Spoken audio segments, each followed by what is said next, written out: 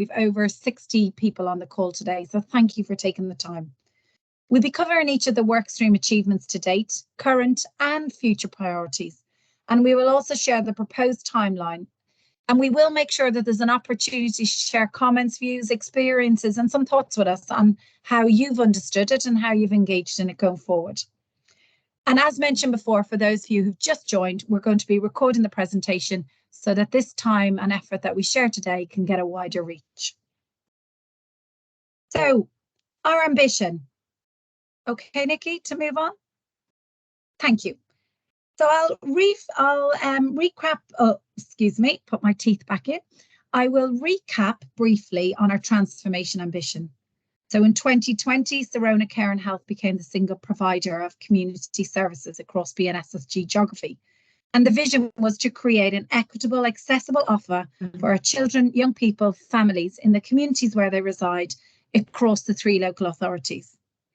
So we've used the opportunity of the North Somerset tender to do our thinking, really. And then carrying out a BNSSG-wide service review when we merged 4 different providers together and tried to understand what was good, what was best practice, and how do we kind of lose or use the service offer. And it allowed us to create our public health nursing vision. The catalyst for all of this was the changes to the Healthy Child programme. And this has allowed us and provided us really with a renewed focus on prevention, early intervention, and reducing health inequalities. And most importantly, the ability to target those who need support most. So yes, the mandated reviews have an absolute place, but thinking about how we really focus and address that level of need. We also wanted to develop a place-based offer that aligns with the newly formed integrated care partnerships, so those locality partnerships, so that we can work effectively with other partners across our organisations and actually do the doing within those 6 localities. We're using the approach of the iThrive service delivery model that places our children, young people, families and communities in the heart of the services we deliver. So a reminder of those iThrive principles, so the bedrock of our future service delivery. They have been successfully used in CAMS and more recently in Manchester Community Children's Services. So we're seeing how these adapt and evolve nationally. These principles create a cohesive and resource-efficient model that is needs-led and focuses service delivery against those high-impact areas to ensure better outcomes for all. So really pushing us to think family here. So the highlights and a massive achievement to everybody involved and up and down and across our 3 local authorities. And I've summarised some of these in the next few slides. The iThrive launch and Thriving Together event. Drafting more than 20 new clinical pathways, some of those which are being signed off and implemented as we speak. Agreeing a shared outcome framework across the 3 local authority areas. Reorganising the services into localities to allow for stronger links with locality partnerships and place-based service delivery. Embedding and engaging co-production, such as the website development, and rolling out MESH and iThrive training modules across BNSSG. So the next bit is the governance structure that is holding all these pieces of the puzzle together. The steering group meets monthly and oversees the programme, and a wide range of key stakeholders internally and externally across the partnership continue to engage and progress some of these ambitions. We have, there is also 5 well-established work streams that have public health nursing membership as well as key partners engaging in that process. We will go through each established work stream now, and I'm handing over the talking stick to Nikki. Sorry, my screen went funny then, so I'm just going to go back onto it from current slide. Sorry, it went funny then. So are you seeing what I'm seeing? So now I'm going to think about each of the different work streams and really give you a recap of what their achievements are to date, what their future priorities are, well, what their current priorities and their future priorities are. So our monitoring and evaluation group is led by, chaired by Jo Pratt, who is one of our operational leads within public health nursing, and it also attended by many internal partners, and some of our commissioners do also attend. So to date, achievements include creating quality checklists. These are set up to assure that pathway design is robust. A process established for reviewing pathways and agreeing how they will be audited. So really putting in a good audit cycle. Creating a comprehensive list of automated audits. These are data quality checks, and these have now been created. Current priorities. These include agreeing what the family and friends test should measure for children's services, continuing to review the pathways to make sure that we're embedding robust audits within each pathway, and confirmation of the outcome framework for each of the 3 localities, which we're going through with our commissioners at the moment. And this will give us more strength, because it will enable us to have a shared outcome framework, so we can look at our service across all areas, and we're comparing like for like and not apples and pears. Future priorities include making sure that we're all on the same EMIS templates, and we've created kind of BI resource that helps capture the data that we need to evidence our performance and improvement, understanding how to best use equality data, which I know is really key at the moment, and also how we use surveys to inform our improvement. And we're really trying to work on these at the moment, and creating QR codes, etc., which crosses over into some of our other work streams. So our next one is our communication and engagement pathway, which is chaired by our head of communication, Wendy Best, and it also includes some parent carer groups, Barnardo's, and also public health nursing and other key partners. So achievements to date. Well, we've drafted the website now. The procurement is ready to go, which has been quite a big piece of work. We've also started engagement work with our parent carers on the letters that we send out. And these are letters that go out to families, and they're reviewing the ones that we send across all local authority areas to agree which ones read best and how we can tweak them to best meet need. So the current priorities are creating our EDI impact assessment. This is important for the website procurement. This is a very big document, and I know we've got Matt here who's working on it alongside our other system partners.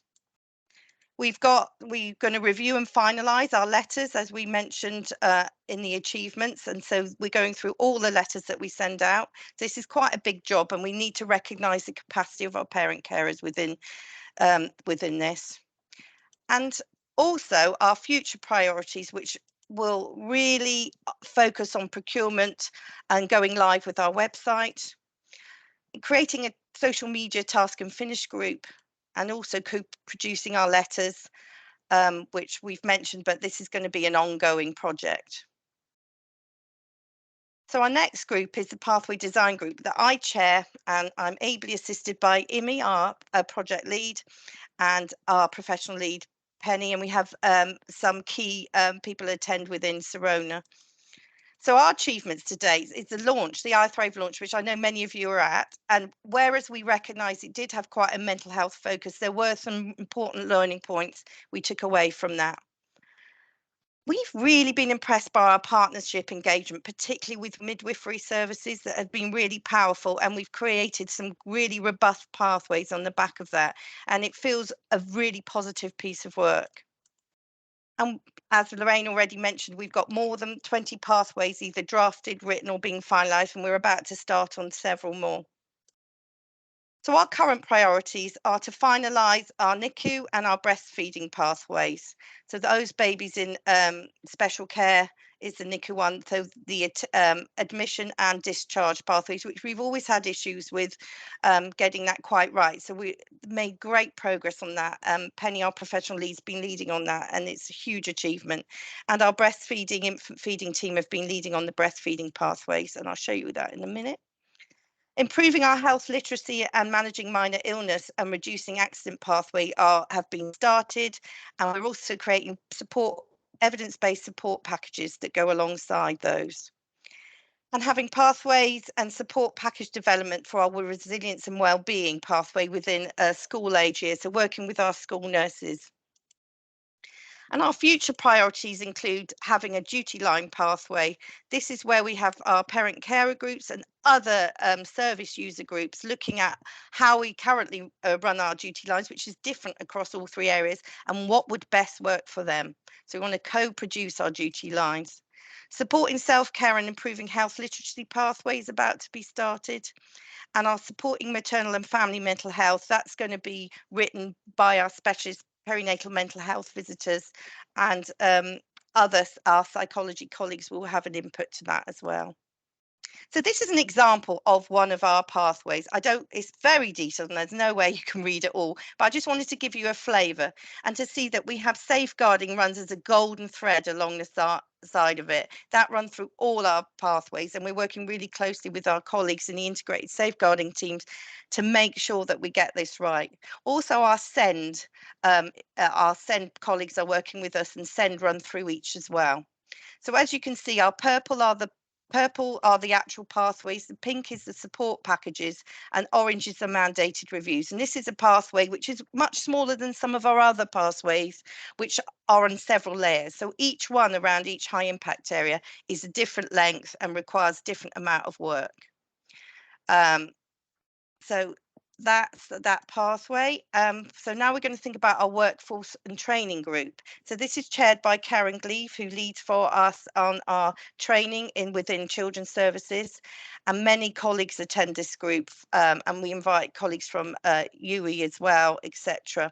Their achievements include rolling out MESH. So the MESH training has been rolled out across Bristol and North Somerset, and it's been well supported by South Gloucestershire, who have helped run it with the national team. And we've already started recruiting clients into MESH, and the final training will be in around January for the last group.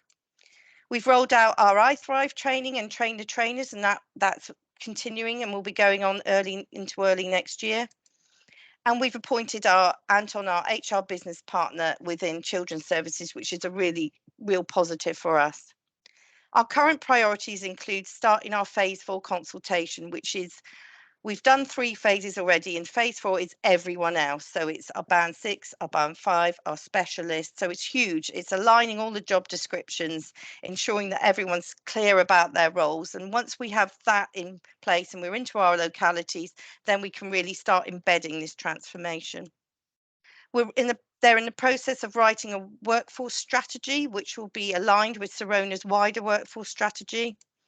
And they're considering wider training on iThrive, not just internally for Sirona, but also with our system partners as our trainers become trained. So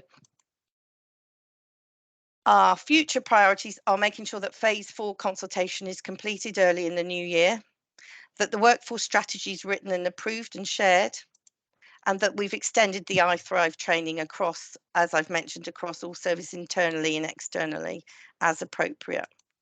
Our final group is our enablers group. This group looks at finance, digital, estates, etc. And it's led by Linda Franklin, our finance director, and also supported by other really important colleagues across internally and some externally.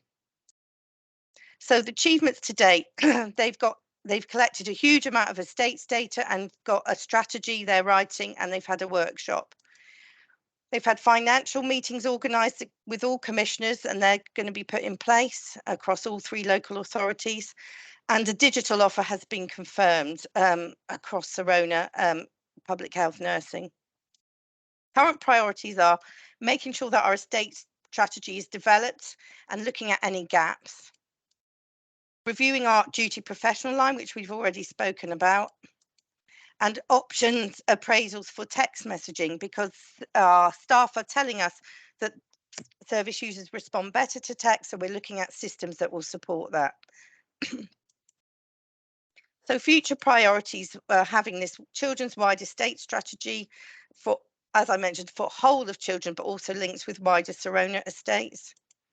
Aligning our EMIS, we're on different EMIS instances, we're on different templates, so making sure we've aligned that, which is a big piece of work, and we're working closely with our colleagues in EMIS and in the BI and business teams on this. So those are the 2 huge priorities. So this is our timeline. I'm not going to go through it. You'll be relieved to know, but just to let you know that it's very structured. Each of the working groups, including the steering group, have different objectives and sometimes goalposts move, but we review these every month. I've picked out a few of the key things, which I won't go through in any detail, but just so you can see, we have things that we're trying to complete all the time. And I've mentioned a lot of these already, but we are also looking at it, putting in a volunteer program, having a specialist program, kind of opportunities for our care leavers across all 3 local authorities. So creating a work experience and then a work program so they can come in and learn roles. And the first one will be for North Somerset and in our digital team. And that was part of our commitment within our bid. So as you can see, the pathways will be reviewed, signed off, rolled out, reviewed constantly throughout our pathways. And we'll also be reviewing our audit cycles, looking at our feedback mechanisms, etc. And rolling out our, like I've just discussed, our wider apprenticeship programme. We anticipate it taking about 2 years. I'm just going to pass back to Lorraine now for the final closure. So colleagues, large scale change in a challenging time.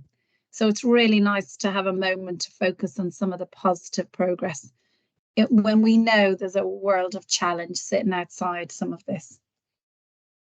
So in a service that has 500 staff and the wider capacity within the system, we have been able to make pace and progress. And I think on the feedback of today and some of the wider work streams, it's how we continue to engage and commit to having these sessions more often to really allow us, one, to feedback within your organisations and your own teams about how we're all playing a part in moving this public health nursing transformation forward. So I'm going to suggest now we take down the presentation and have an opportunity to hear from wider views and audiences. I do understand that there's quite a lot of people here and we all kind of become shy when we're asked all of this, but I have an opportunity to hear from teams, individuals within and outside the organisation, how they feel this has gone on and how do we kind of get ourselves ready to move forward for the next element of transformation that will require the same level of engagement, enthusiasm and commitment that we've delivered on so far. So thank you, colleagues, for tuning in today. And just over to you if you have any comments and queries for Nikki or I, or indeed the wider public health nursing team.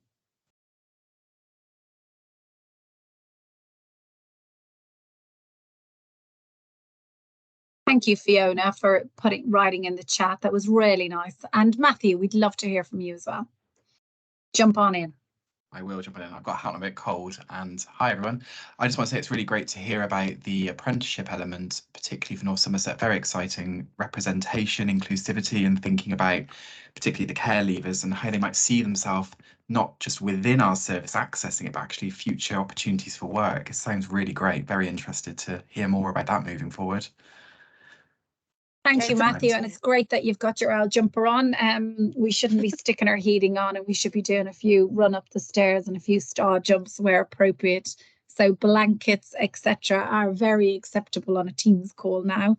But Matthew, I think, you know, we learned from COVID that public health nursing, pre-COVID, public health nursing was a quiet service. And when, you know, as most of you all know, I was a school nurse back in the day and worked with many colleagues on the screen, and a public health nurse for sexual health with some system colleagues on the screen, that actually the universal offer has been a quiet offer.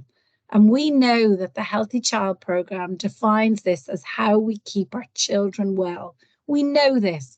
It's driven by our mandated reviews, our safeguarding policies, our statutory and legal requirements. And somehow I'm really backing the horse, so to speak, that raising and exposing the activity that has sat in the universal space, so in our new I Thrive principles of keeping well and getting help, needs more and more exposure, because that is the bread and butter of keeping families well within their services. COVID really shone a spotlight on public health nursing, whether that was school health from the emerging themes around you know, anxious children coming back to school for a period of without any form of socialising, etc. but also our health visiting, how they did not redirect resource out of health visiting on that phase 2 of lockdown.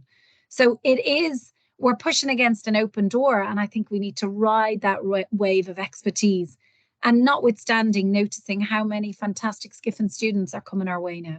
So it's an opportunity, but a big responsibility for us to get it right. Absolutely. So thank you, Matthew. Nikki, were you going to add in something there? I was just going to say something that we didn't put in there, but we really should, is that we're really focusing on developing our staff. So developing our staff, creating opportunities for learning together, inviting people in. And I know Penny, our professional lead's on here, and she's already started the clinical lead workshops, and we've got the locality lead workshops. And so there will really be a culture of development and learning. And we do think this is going to support retention and recruitment, but also give that well-being feeling, that you're valued, that you've got a voice. So that is the real focus of ours, and hence why all the locality leads have just run their locality workshops. So I think that's just important to mention that, because we are trying to share. 500 staff are really difficult to communicate with, but we are really trying to share what's going on. And so we will do regular workshops, regular webinars, etc. And thank you, Nikki. And I think Wendy has her hand up. Lovely to hear from you, Wendy. Go for it. Hi there, Wendy, clinical lead in Eastern Central. I'm not really sure if this is a question or a comment, really, probably more of a comment, but I mean, it's really interesting, and it's really nice to at last see some timescales. And I know that they are subject to change, but this is the first time we've actually had any sense of any sort of timescales. So I think that's really helpful. And I suppose the comment really is just that there's so much that is really positive, the mesh, the transforming the EMIS templates, it is really positive going forward, and I think staff can see that.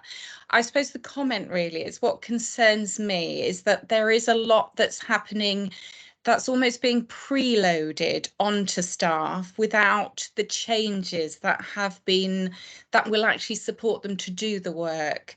So teams are really feeling really overloaded. They're working lots of extra unpaid hours, and we can see that we're going into January already with staff shortages. So I think it's just a comment really, because I know the transformation takes time, but it's just that awareness that the mesh, for example, is really exciting, but I think staff are worried about how they're going to actually physically fit it in without those changes that are going to support, the freeing up of time, really. I'll have a go first, and then I'll hand over to you, Nikki, if that's okay. So Wendy, thank you for feeling, first of all, that you could speak up, because this is not just an internal space, there's wider partners here today. And I think the workload is absolutely a reason why we often don't do change. So I suppose what I want to say is congratulate all the colleagues across Sirona Public Health Nursing for not only kind of embracing some of the change that they're part of, and I kind of hear from you things that are imposed, the Healthy Child Programme changes, so we must shift how we commercially contract each other. All the changes within the statutory and legal responsibilities is a responsibility of us as an organisation to make those changes. I think it's really important we acknowledge workload. I don't know one healthcare practitioner up and down the country that isn't exhausted and tired on the knees. And I know, Nikki, you're part of some of those system calls around UHPW and A&E, and just the sheer amount of stress, and it doesn't minimise nor maximise or is acceptable, but it is sadly the world that we're living in. And I think I urge you to keep talking about it and looking at ways about how do we continue to change and transform the service for all the right reasons, for those better outcomes for those children and family, but also as leaders, which you are one, Wendy, and there's plenty of leaders within the call today, is continue to make sure we bring ourselves to work and we have that we fill our compassionate bucket, and we recognise compassion fatigue, and we find ways of keeping ourselves well during these processes. I'd love to have a magic wand, and I think there's more than one ways we can think about this And it's really important that we keep staff well-being, because the true vehicle of making these changes high level on the agenda, and keep thinking of ideas that work and don't work, and feel confident of raising your hand when it's either too much or overwhelming. And I'm not sure, Nikki, if you want to add anything, or we just continue with those hands that are up. Well, I just wanted to say, Wendy, you know, we recognise that this is a huge change and that it's got to be done incrementally. And some bits we might be doing too fast, we'll need to stop, put a pause on. Other bits we'll need to accelerate. So it's every day, every week we review everything. And although, you know, we're trying to share with staff and leads, and that's what the workshops are completely about, is making sure that you understand the programme, but you also, it's a two-way, so that staff get to feed in, look, we're feeling drowning here. Can we put a pause on that? Can we only recruit one mesh client each and then see how it goes? Because we can see this is going to take a good couple of years. We can't do it all at once, and we can't train everyone in everything, so there's no one left to do the actual business as usual. So it's about us pacing it right, constantly reflecting and constantly getting feedback. And I think that's the way we're going to have to go. And we really value and want to hear everyone's voices, and that's what the workshops have been about. So thanks for saying that. Yeah. I think Suzanne Betts is next. Thank you, Wendy. Hi, so I'm Suzanne Betts, clinical lead for public health nurses in the North, and I just wanted to make a comment and a question maybe on the back of what Wendy just said, because I think what we're doing is fantastic, and I'm definitely all for all the changes, and it's good to see the timeframes. I just wanted to make sure that that we have a workforce development plan in order to ensure that we're continuing to plan ahead for student SCEFNs, so that we can actually implement this transformation, and whether we could look at predictions of how many students we need over the next 5 years to train, so that we can continue to grow the workforce, because we're getting more and more pre-reg students through as well. So it's juggling mesh, juggling the transformation with the newly qualified, with staff as well, needing to do the practice assessor course as the practice teacher role has diminished. So I just wanted to highlight the other demand that is on us as well. I think, Suzanne, the principles of the I Thrive really put our most experienced people at the front of the line. I think traditionally, kind of gaining an appointment for a healthcare professional, you started at the bottom, and depending on your severity, you got to the most senior colleague. And I Thrive really challenges us to put the most appropriate professional directly in front of the patient, wherever that patient needs.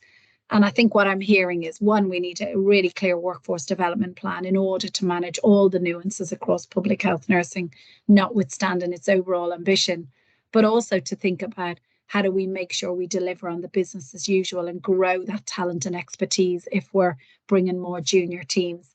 And I think absolutely we know that the workforce isn't out there, so we must absolutely make sure we empty the heads, bodies, experience and exposure of our very senior experienced public health nursing, and make sure we've time to develop and grow those individuals that are coming through the door. I think what you've also got is a really overarching commitment from Sirona and the wider system. So we play into local authorities and the ICB interface about the Southwest being a place where people want to come, live, work, develop. And we're really working with our universities to foster that culture, whether that's within apprenticeships, whether that's within SCEFN students or postgraduate students, and that continuous development of all of our people across the ICB, BN, SSG wide, whether you're working for UHBW or whether you're working for Sirona, etc., is that we're building a wealth of that workforce across the system. So you may see partners and people crossing the fence to local authority or commissioners or public health or UHBW. And actually, it's a real commitment across the ICB ambition is that we strengthen the workforce overarching which will in turn strengthen the workforce within Sirona. And as Sirona grows into its big shoes, we've also got much more corporate infrastructure to allow us to do that as well, so that we're managing our students and our apprenticeships, etc., well and right and appropriate, and we become competitive within that space, so that our offer is in line with other organisations and that we're not trailing. And I'm hoping I've answered that question okay for you, Suzanne, but I think it's a really good point to raise. We've got to make sure that the people leaving the organisation leave well at the end of their career whenever they choose, and that we offer that. Also, it's very female based, so that we offer families, women who are choosing to have families and other in growing families, that we make sure we offer that flexible offer, but that we also make sure that we increase clinical accountability and resilience within our workforce, as well as that professional development, so that we're leaders in public health nursing, both regionally and nationally.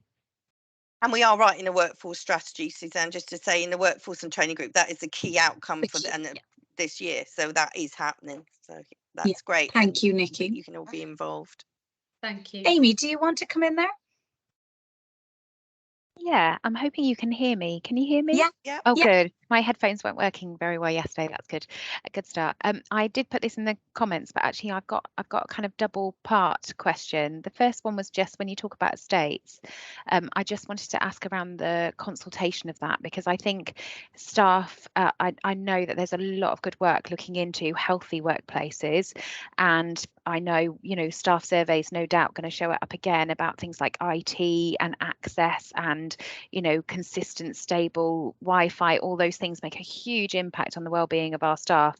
I always describe it as like the straw that breaks the camel's back almost, when people just want to do their job and have all those things. So, but there have been issues in the past about staff really being informed very late in the day and being done to around their work bases. So I just wanted some clarity around the consultation process of the estates strategy. So that's the first part. The second part, very different. One, Amy, first. Would that be helpful? And then you can move on to your second point. Yeah. So I think so first of all, we inherited loads of staff, and that's equal to wider colleagues on the call today. And also the state of some of the staff as it's moved into generational kind of dilapidation. And actually, I've had a direct conversation with Shane, the ICB chief exec, around actually, if you take our North Somerset colleagues, we're in the most deprived areas, and I think I've seen Hayley or Georgie on the call as well. We are most deprived areas attending the worst accommodation for their clinical appointments. So what does that say to us as organisations or as system leaders in how we address and understand and value health inequalities in our communities? So whilst I absolutely appreciate that teams and staff should have a nice place to work, my driver and how I'm influencing kind of within Sirona and the system is that we're allowing our most challenging families attend the most disgusting environments to receive their healthcare. And I think if we can address it through that vehicle, we will get decent accommodation. Sadly, Amy, there's a whole commercial thing around estates that we've inherited, long, crazy landlord stuff, stuff that I don't even get my head around, old NHS estates, tricky landlord systems. But actually the wider estates Sirona strategy and the wider estate strategy within the system is addressing all of that collectively. And I'm confident of how that improves. Equally, about the tools that staff need, we've learned from COVID how we use our digital interface to improve that performance. It's also around the tools. So not everybody wants to come into an office or go back and forth. And actually with the family hubs and the place-based delivery model is how do we creatively work across our partners to be able to work anywhere that is close to children and families to get our job done. That's not only an ambition of Sirona, but it's the ambition across the system, is to make sure we spend our money wisely. We know the public money is reducing and reducing. We know that. We only have to look out the door and see families under severe pressure.